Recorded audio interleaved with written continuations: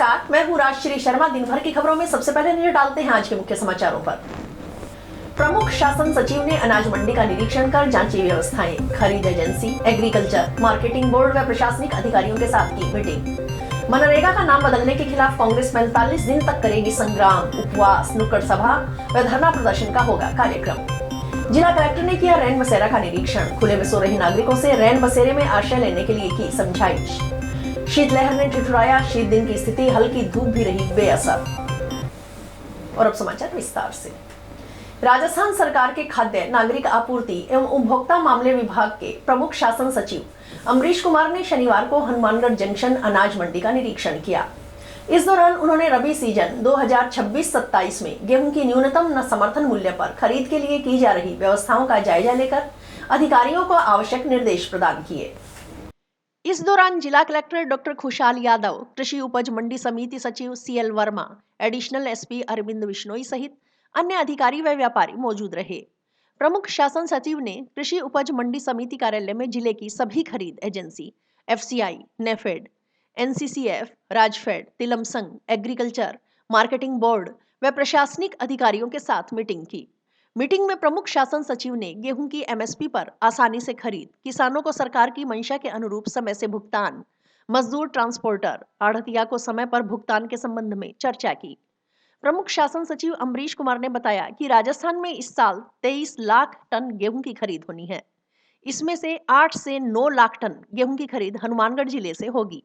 उन्होंने बताया कि गोदाम के संबंध में FCI से विस्तृत कार्य योजना मांगी गई है। साथ ही निर्देश दिए गए हैं लक्ष्य से 10 गुना अधिक क्षमता वाले गोदाम हायर किए जाएं, ताकि ज्यादा खरीद होने पर उठाव में दिक्कत न हो। रजिस्ट्रेशन के समय पोर्टल न चलने की समस्या के समाधान के लिए NIC अधिकारियों को निर्देशित किया गया है। प्रमुख शासन सचिव अमरीश कुमार ने कहा कि किसान जब कृषि जिन्स से भरी ट्रॉली लेकर मंडी में पहुंचेगा तो उसे एक रसीद दी जाएगी, जबकि पूर्व में किसान को यह मैनुअल रसीद आढ़तिया की ओर से दी जाती थी। अब यह व्यवस्था की गई है कि रजिस्ट्रेशन वाले पोर्टल के जरिए किसान को रसीद दी जाएगी। इससे पोर्टल पर यह बात दर्ज हो जाएगी कि किसान अपना गेहूं किस दिन और कितने बजे मंडी में लेकर पहुंचा था।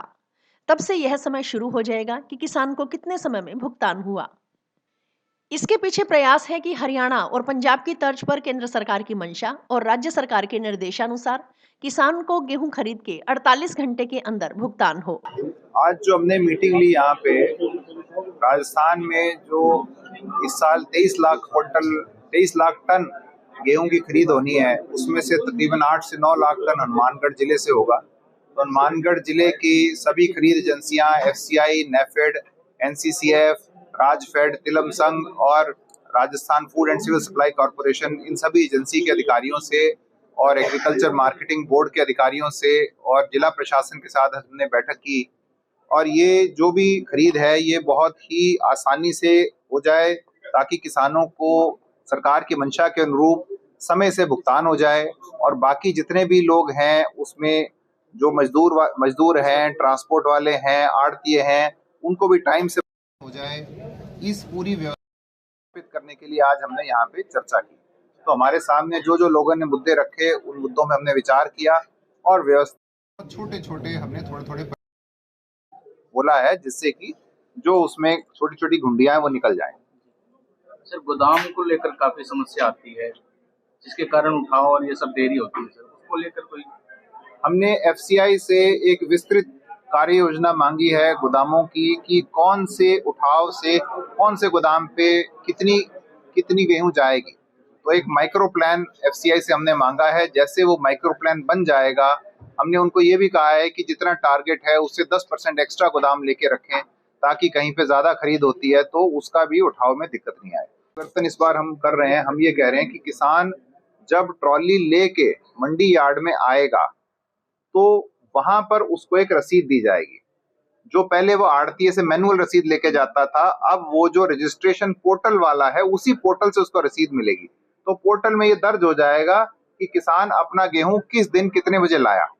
फिर उस दिन से उसकी टाइम शुरू हो जाएगा कि उसको भुगतान कितनी देर में हुआ। तो ये एक हम किसान के लिए कर रहे हैं, जिससे कि हम बिल्कुल आपको क्लियरली बता पाएंगे कि किसान का भुगतान कितनी देर में हो पाया।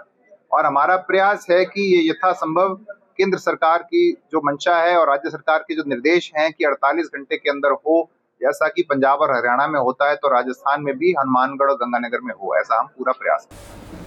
जंक्शन धान मंडी के व्यापारियों ने रबी सीजन 2026-27 में एक ही एजेंसी भारतीय खाद्य निगम के जरिए गेहूं की न्यूनतम समर्थन मूल्य MSP पर खरीद करवाने की मांग की है। इस संबंध में व्यापारियों ने शनिवार को हनुमानगढ़ आए राजस्थान सरकार के खाद्य नागरिक आपूर्ति एवं उपभोक्ता मामले विभाग के प्रमुख शासन सचिव अम्बरीश कुमार को व्यापार संघ, व्यापार मंडल, फूड ग्रेन व्यापार मंडल व खाद्य व्यापार संघ के बैनर तले ज्ञापन सौंपा। प्यारेलाल बंसल के अनुसार राजस्थान सरकार के खाद्य एवं नागरिक आपूर्ति विभाग की ओर से हनुमानगढ़ जंक्शन मंडी में 5 एजेंसियों को समर्थन मूल्य पर गेहूं खरीद के लिए अधिकृत किया गया है, परंतु पूरे वर्षों के अनुभव के अनुसार हनुमानगढ़ जंक्शन मंडी में एक ही एजेंसी भारतीय खाद्य निगम की ओर से गेहूं की खरीद करती रही है। ऐसे में हनुमानगढ़ जंक्शन अनाज मंडी में इस वर्ष भी केवल भारतीय खाद्य निगम के जरिए ही गेहूं की समर्थन मूल्य पर खरीद करवाई जाए। समय रहते गेहूं के भंडारण की व्यवस्था कर ली जाए ताकि गेहूं की आवक के समय परेशानी का सामना न करना पड़े। साथ ही कच्चा आढ़तिया को गेहूं के रख रखाव पर नियमानुसार आढ़त राशि का भुगतान किया जाए। और उनके सामने हमने रखी है मंडी की तरफ से, इन्होंने यहाँ 5 एजेंसी करती, तो हमने ये मांग रखी है भी FCI जो सही चल रही है FCI कुछ सही जे खरीद करवाई जाए, परंतु उन्होंने कहा भी इससे हम पंजाब में हमने देखा है भी बहुत जल्दी समाधान हो जाता है, किसान का माल जल्दी, इसलिए हमने 5 मंडियाँ रखी हैं। तो हमने ये अपनी तो मांग रखी है और दूसरा हमने ये भी रखा है भी फोकल पॉइंट है जो उनमें भी आड़त मिलनी चाहिए, तो इससे भी जल्दी माल, तो उन्होंने कहा भी फोकल पॉइंट पे भी आड़त दी जाएगी। 27 रुपये ठेकेदार को दी जाती है तो हमारे को 41 रुपये चले, तो उन्होंने कहा 41 रुपये चली तैसे ही आड़त आपको दी जाएगी। और दूसरा नंबर ये है भी जो बारदाने की व्यवस्था के लिए भी बात की है, मैं इनका एजेंसियों को बोला बारदाना खूब रखें और गोदाम की व्यवस्था पूरी रखें। जब आपको लगे भी 1 हफ्ता पहले भी और चाहिए तो हफ्ता पहले इसकी व्यवस्था कर लेनी चाहिए, बारदाने की और गोदाम की। हाँ, तो इसीलिए उन्होंने कहा ना भी जो इतने दिन किसान का माल नहीं, यदि 5 एजेंसियाँ आएगी तो माल जल्दी तुलेगा, परंतु हमारी डिमांड है भी 5 एजेंसियाँ यदि आ जाएगी तो अलग अलग माल कैसे तोलेंगी, भी उसका बारदान लेंगे, उसका बारदान किसका बारदान रखेंगे। तो FCI जो बढ़िया खरीद कर रही है, हमारे तो सब मंडियों की यही डिमांड थी भी FCI को दिया जाए। तो आगे देखो ये जयपुर जाके क्या बात। हनुमानगढ़ में पधारे और हमारे व्यापारियों को एक बहुत बड़ी खुशी की बात ये है कि उन्होंने ये कह के गए हैं कि ये जो भी जितनी focal point Punjab Haryana pattern पे खुलेंगे वो देंगे, उसमें सभी जो भी हमारे कच्चे आड़ती हैं उनको आड़त दी जाएगी। और आड़त उससे ये होगा कि जैसे पंजाब हरियाणा में बहुत जल्दी माल तुल जाता है और उसका लिफ्ट हो जाता है, तो ये हमें अब अभी आश्वासन दिया गया है कि ये अपने बहुत जल्दी माल उठेंगे और इस बार पंजाब हरियाणा पैटर्न पे यहाँ खरीद की जाएगी। राज्य सरकार के निर्देशानुसार शीत ऋतु में जरूरतमंदों को राहत प्रदान के उद्देश्य से संचालित रैन बसेरों में उपलब्ध व्यवस्थाओं का जायजा लेने के लिए जिला कलेक्टर डॉक्टर खुशहाल यादव ने शुक्रवार देर रात्रि को जंक्शन बस स्टैंड में संचालित रैन बसेरे का निरीक्षण किया। रात्रि करीब 11:30 बजे किए गए निरीक्षण के दौरान नगर परिषद आयुक्त सुरेंद्र यादव साथ रहे। इस दौरान जिला कलेक्टर ने रैन बसेरे में आश्रय लेने वाले नागरिकों से उपलब्ध सुविधाओं के बारे में जानकारी ली। फर्श पर गद्दों पर सो रहे नागरिकों के लिए चारपाई आदि का इंतजाम करने के निर्देश आयुक्त को दिए। इसके बाद जिला कलेक्टर ने मुख्य बाजार में, शहर में डिवाइडर व दुकानों के आगे कड़ाके की ठंड में थड़ों पर सो रहे नागरिकों से बात कर उन्हें निःशुल्क संचालित रैन बसेरे में आश्रय लेने की समझाइश की। जिला कलेक्टर ने उन्हें बताया कि शीत ऋतु में जरूरतमंदों को ठंड से बचाव के लिए रैन बसेरों में समुचित सुविधाएं उपलब्ध करवाई जा रही हैं। ठंड से राहत के लिए रैन बसेरे में रजाई, बिस्तर, अलाव आदि की व्यवस्था है। साथ ही अन्नपूर्णा रसोई के माध्यम से मात्र 8 रुपए में भरपेट भोजन प्रदान किया जा रहा है ताकि कोई भी व्यक्ति भूखा न सोए। जिला कलेक्टर ने नगर परिषद आयुक्त को व्यवस्थाएं और अधिक सुदृढ़ करने के आवश्यक निर्देश दिए। समझाइश पर खुले में सो रहे नागरिक रैन बसेरे में आश्रय लेने के लिए तैयार हुए। आज श्रीमान जिला कलेक्टर महोदय के द्वारा पूरे नगर परिषद क्षेत्र की विजिट की गई है। रैन बसेरों का भी निरीक्षण किया गया है और जो लोग बाहर खुले में सो रहे हैं उनसे आग्रह किया गया है कि वो नगर परिषद के द्वारा संचालित निःशुल्क रैन बसेरे में आके ठहरें। वहाँ उनके ठहरने की उत्तम व्यवस्था है, भोजन की व्यवस्था भी है। श्रीमान जिला कलेक्टर महोदय खुद आज सड़कों के ऊपर उतरे हैं और उनके द्वारा आग्रह किया गया है कि रैन बसेरे के अंदर जो फुटपाथ पे सो रहे हैं वो रहें, और कुछ लोग बाग उनको रेन बसेरे में शिफ्ट भी किया गया है। रेन बसेरे के अंदर उत्तम सुविधाएँ देने के भी श्रीमा जिला कलेक्टर महोदय के द्वारा निर्देश दिए गए हैं। मनरेगा योजना का नाम बदलने और उसमें किए गए बदलावों के विरोध में कांग्रेस ने केंद्र सरकार के खिलाफ आंदोलन छेड़ने का ऐलान किया है। कांग्रेस 45 दिन तक सड़कों पर उतरकर विरोध प्रदर्शन करेगी। इस आंदोलन को मनरेगा बचाओ संग्राम नाम दिया गया है। यह आंदोलन शनिवार 10 जनवरी से शुरू हो गया, जो 25 फरवरी तक 45 दिनों तक चलेगा। आंदोलन के तहत 11 जनवरी को जिला स्तर पर उपवास रखकर अहिंसात्मक ढंग से विरोध दर्ज करवाया जाएगा। उसके बाद 12 जनवरी से 29 जनवरी तक ग्रामीण क्षेत्रों में नुक्कड़ सभाएं की जाएंगी। 30 जनवरी को ब्लॉक स्तर पर धरने प्रदर्शन होंगे। 30 जनवरी से 6 फरवरी तक जिलों में धरना प्रदर्शन और ज्ञापन सौंपने का कार्यक्रम होगा। इसके बाद 9 फरवरी से 16 फरवरी तक कांग्रेस पार्टी की ओर से विधानसभा का घेराव किया जाएगा। तत्पश्चात पूरे देश में 4 संभागों में AICC लेवल पर बड़ी रैलियों का आयोजन किया जाएगा। शनिवार को जिला स्तर पर मनरेगा बचाओ संग्राम का आगाज विधिवत जिला स्तरीय प्रेस कॉन्फ्रेंस के साथ हुआ। सर्किट हाउस में हुई प्रेस कॉन्फ्रेंस में जिला प्रभारी रतनगढ़ विधायक पूसाराम गोदारा ने बताया कि 2005 में तत्कालीन प्रधानमंत्री मनमोहन सिंह की सरकार ने देश की ग्रामीण जनता के रोजगार की गारंटी के लिए मनरेगा अधिनियम लागू किया था। यह अधिनियम पूरे देश में 20 साल तक सफलतापूर्वक चला, लेकिन जब से भाजपा और मोदी की सरकार आई है तब से मनरेगा पर तलवार लटकनी शुरू हो गई। रोजगार में भी 50% की कमी आई। इसका जीता जागता नमूना राजस्थान में पिछले 3 साल से ग्राम पंचायतों को मनरेगा में मटेरियल का भुगतान तक नहीं हुआ। लेबर का जो भुगतान 15 दिन में होना चाहिए वह 6 माह में हो रहा है। इस शासन में लेबर में भी 50% की कमी आई है। इनकी पॉलिसी थी कि मनरेगा को क्रैश करना है और अपनी नीति के अनुसार इसमें बदलाव करना है।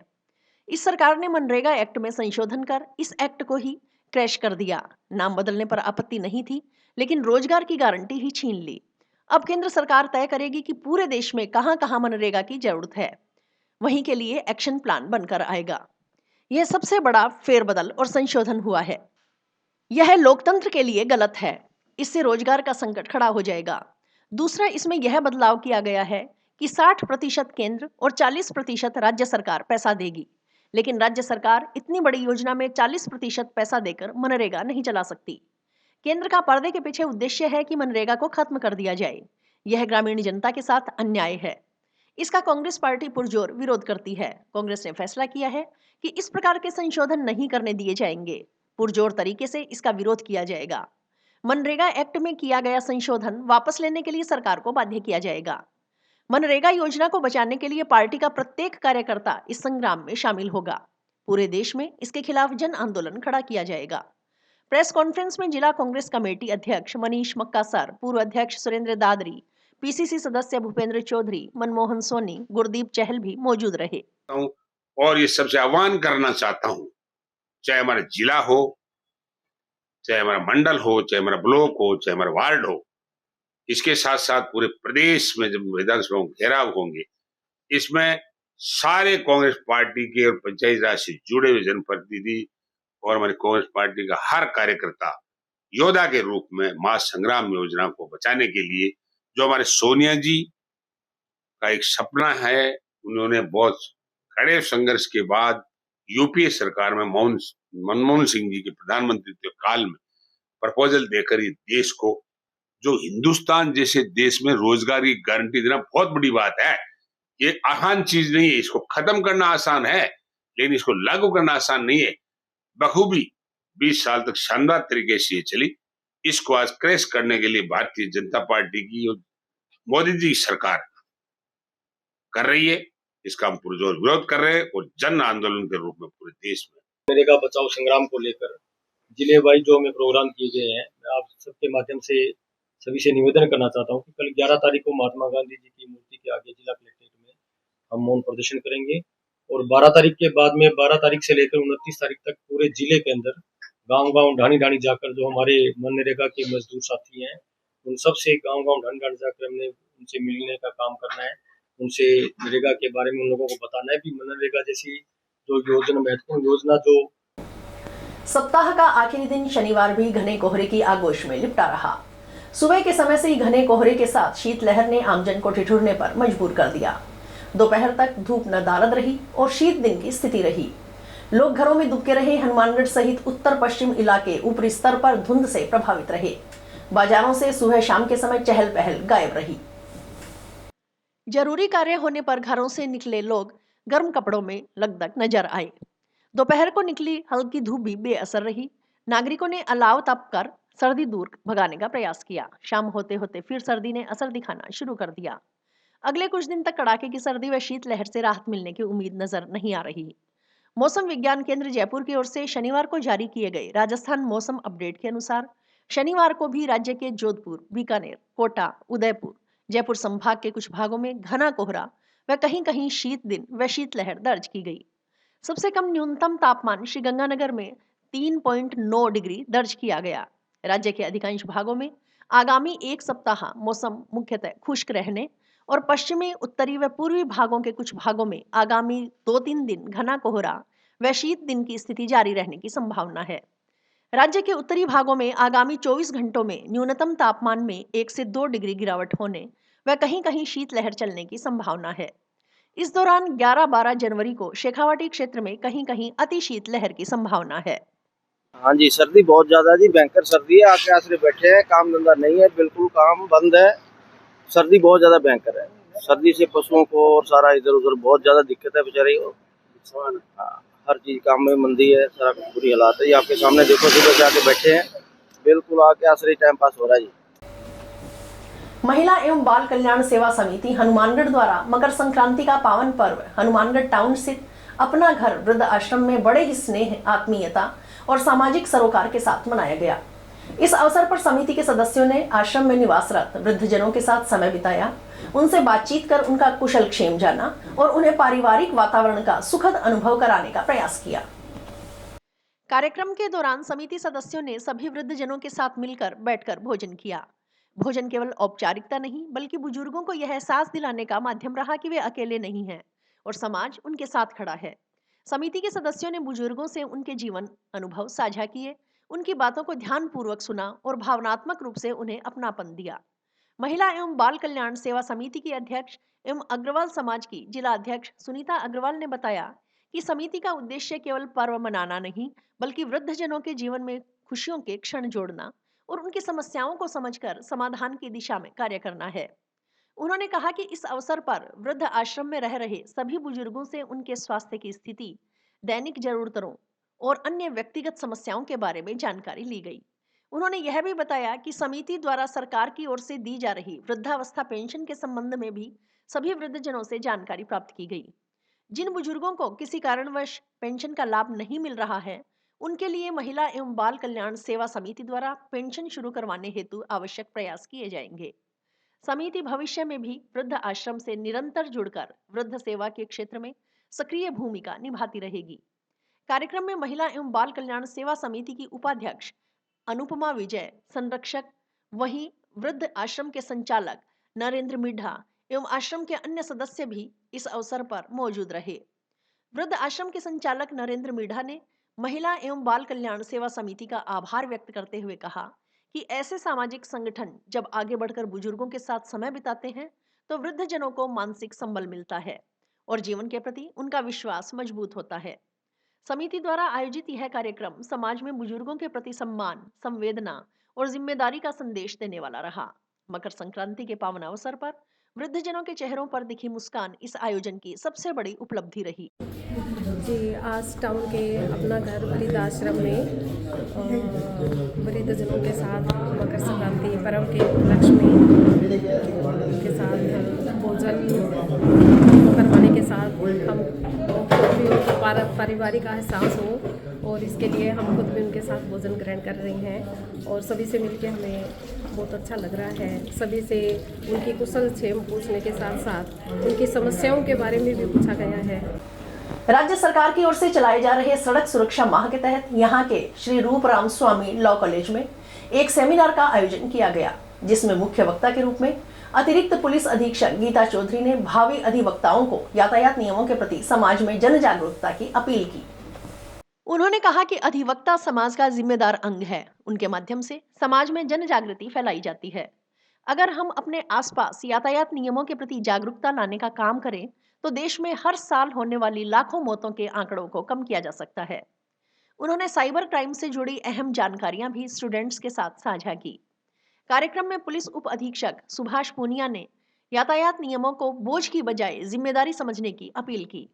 उन्होंने कहा कि यातायात नियमों का पालन करने से हम अपना ही नहीं बल्कि दूसरों का जीवन भी सुरक्षित रखने का काम करते हैं।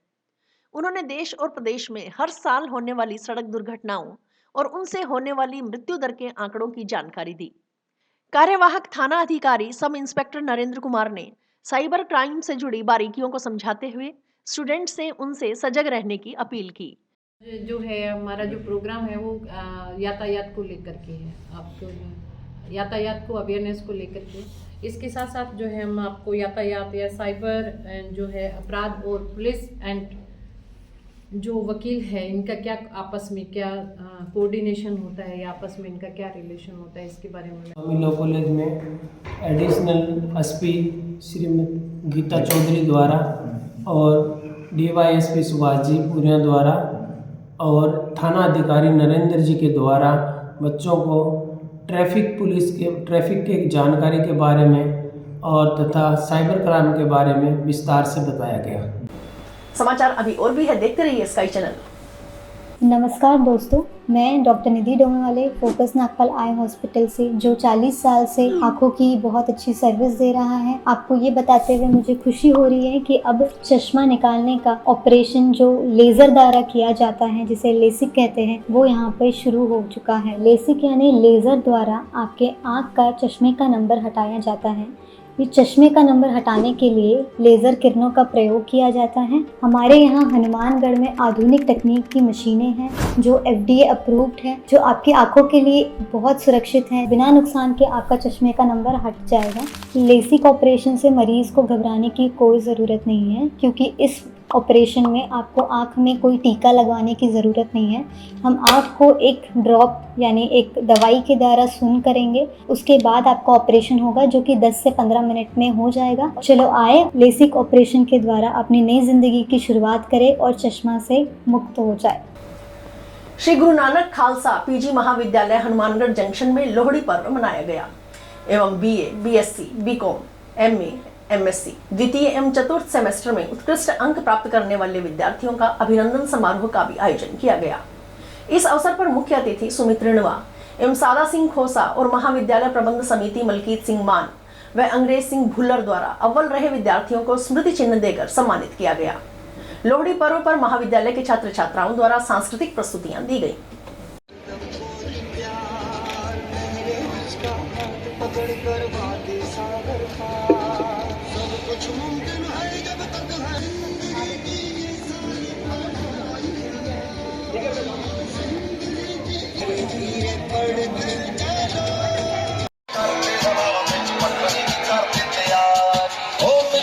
ਪੱਬਾਂ ਉੱਤੇ ਪਾਉਂਦੀ ਭੰਗੜਾ ਵੀ ਕੁੜੀ ਜੱਟ ਨੂੰ ਪੱਟਣ ਦੀ ਨੰਨਾ ਪੱਬਾਂ ਉੱਤੇ ਪਾਉਂਦੀ ਭੰਗੜਾ ਵੀ ਕੁੜੀ ਜੱਟ ਨੂੰ ਪੱਟਣ ਦੀ ਮਾਰੀ ਨੰਨਾ ਪੱਬਾਂ ਉੱਤੇ ਪਾਉਂਦੀ ਭੰਗੜਾ ਵੀ ਕੁੜੀ ਜੱਟ ਨੂੰ ਪੱਟਣ ਦੀ ਮਾਰੀ